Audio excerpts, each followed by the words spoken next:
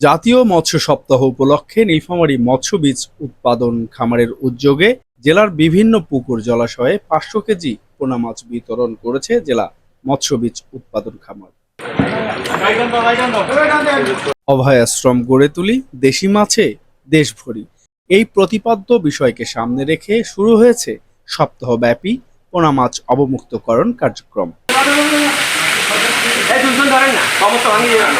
দেশের মানুষের পুষ্টি চাহিদা মেটাতে বিশেষ ভূমিকা রাখছে মৎস্য বীজ উৎপাদন খামার, বলছেন এই কর্মকর্তা। নীলফামারী সদর উপজেলায় রাজস্ব বাজেটের আওতায় 2025 অর্থ বছরে আমরা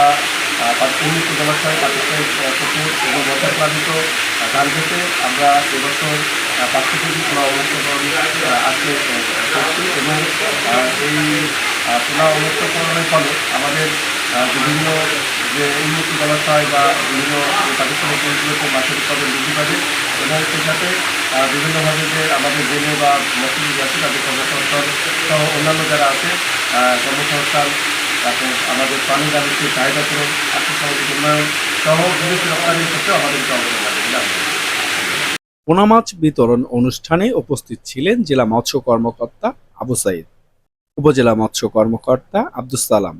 জেলা মৎস্য বীজ উৎপাদন খামারের খামার ব্যবস্থাপক আলতাফ হোসেন চৌধুরী সহ অন্যান্যরা।